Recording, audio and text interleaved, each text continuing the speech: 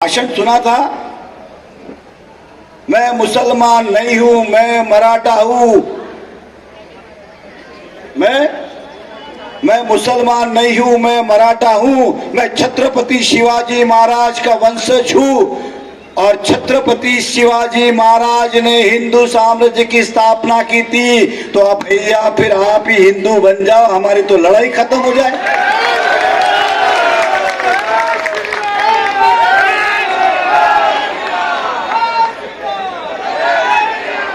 ये जंगल वाले रास्ते पे भटक रहे और वो घर वाले वहां भटक रहे, उन्हें भैया ले आओ, स्थान देंगे हम। छत्रपति शिवाजी महाराज के नाम का उपयोग करना वोट बैंक के लिए। और इतना ही, अब मैंने परसों देखा कि नया नगर में भगवा लहरा रहे थे। अरे इतना ही भगवे से प्यार है तो लगा दो आपके घर के ऊपर, काहे चिंता है। आजकल तो वो शंकर भगवान जी का अभिषेक कर रहे, गणपति की आरती कर रहे, नवरात्र में दुर्गा माँ की पूजा कर रहे, गाय को चारा खिला रहे। मैं सोच रहा हूँ ये 146 में इनकी भक्ति है, 145 में, 146 में भक्ति नहीं है। ये वो नेता है, इसे सीजनल पॉलिटिशियन कहते हैं। चुनाव के समय बाहर आना, चुनाव के बाद फिर घर जाना। नमस्कार दोस्तों, आप देख रहे हैं महानगर समाचार। मैं हूं अशोक निगम। आइए देखते हैं आज की ताजा खबर। आप सभी जानते हैं कि किस तरह से इस बार राजनीति चल रही है। हमने अपने जीवन में बहुत सारे चुनाव देखे। विकास के मुद्दे पे बात हुई, विकास के मुद्दे पे लड़े।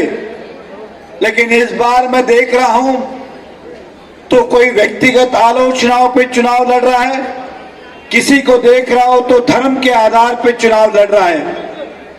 केवल भारतीय जनता पार्टी है जो विकास के मुद्दे पे चुनाव लड़ रही है। इसलिए हमारा संकल्प है मीरा भाईंदर के विकास का।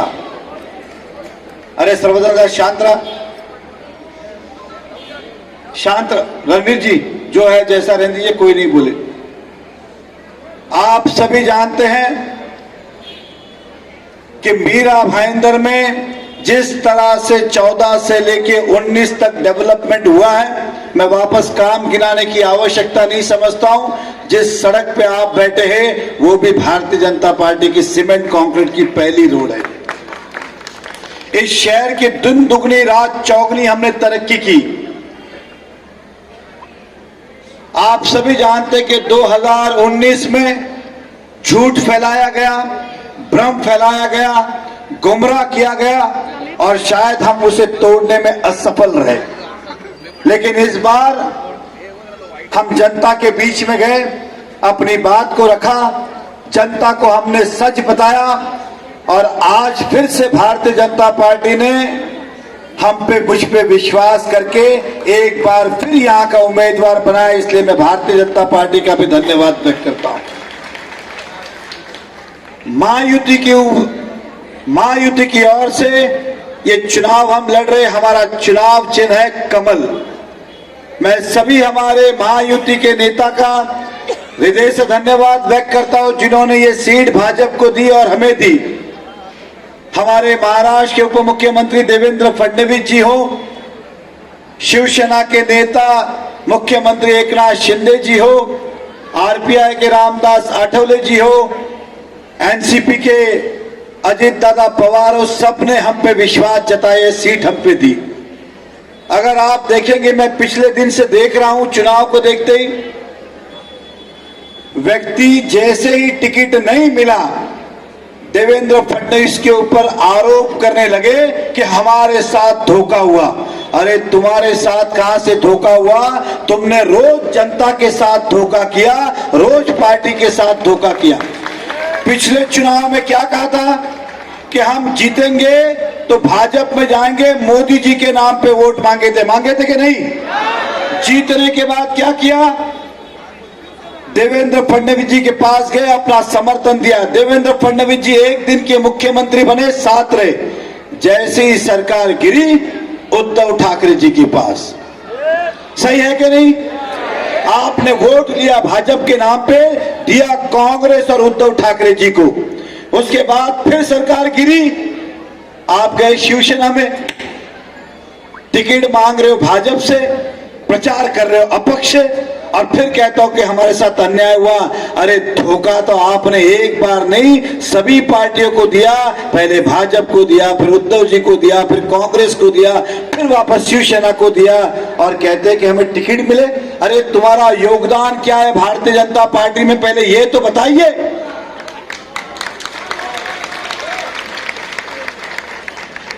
इस मीरा भाईंदर में उनका योगदान है क्या भाजपा में? तो टिकट मांगने के हकदार है क्या? नहीं है, जरा भी नहीं। आज उनके चुनाव के मुद्दे में पिछली बार क्या कह रहे थे? कभी रावण कह के संबोधित कर रहे थे, अब राक्षस कह के संबोधित कर रहे। मैंने अपने जीवन में इस तरह का चुनाव नहीं देखा। कभी ये हमसे कह रहे थे कि अगर हम कूदना चाहते कल मरे तो आज मर, इस तरह की बातें वो करते। ये अशोभनीय भाषा है। जवाब तो हम भी दे सकते हैं, लेकिन हम देना नहीं चाहते, क्योंकि हम कुछ कहेंगे तो फिर आप कहेंगे कि महिलाओं का अपमान किया, राक्षस, रावण, और खुद को क्या हिंदू शेरनी, दुर्गा माँ। अरे भैया, शेरनी हो तो जंगल में जाओ और दुर्गा हो तो मंदिर में जाओ, हमें बख्श दो।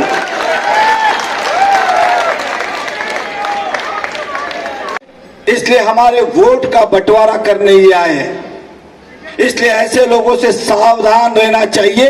ये ना कल हमारे थे, ना आज हमारे हैं, ना कल हमारे होने वाले। ये मौका परस्त है, जहां सत्ता है वहां ये है। इनको जनता की सेवा से कोई लेना देना नहीं। पिछले 5 साल में इस शहर में एक भी विकास हुआ हो तो बताइए, हुआ क्या? स्वाभाविक है, हम 5 साल पीछे चले गए।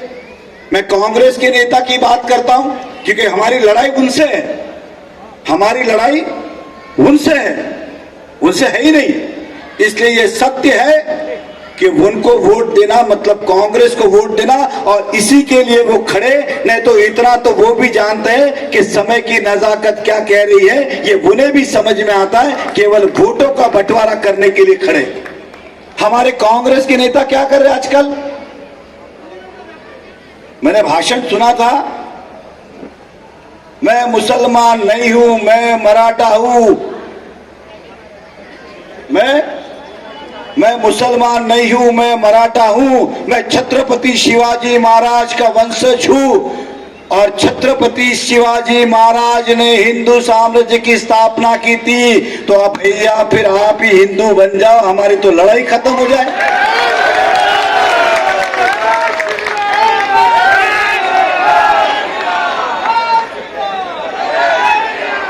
ये जंगल वाले रास्ते पे भटक रहे और वो घर वाले वहां भटक रहे, उन्हें भैया ले आओ, स्थान देंगे हम।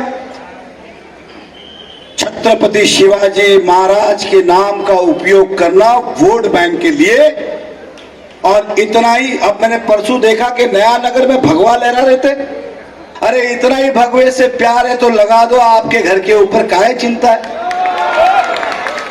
आजकल तो वो शंकर भगवान जी का अभिषेक कर रहे, गणपति की आरती कर रहे, नवरात्र में दुर्गा माँ की पूजा कर रहे, गाय को चारा खिला रहे। मैं सोच रहा हूँ ये 146 में इनकी भक्ति है, 145 में, 146 में भक्ति नहीं है। ये वो नेता है, इसे सीजनल पॉलिटिशियन कहते हैं। चुनाव के समय बाहर आना, चुनाव के बाद फिर घर जाना, ये दोनों की युति है। दोनों एक दूसरे से मिले हुए हैं। इन्हें अच्छी तरह पता है कि भाजपा को हराना है।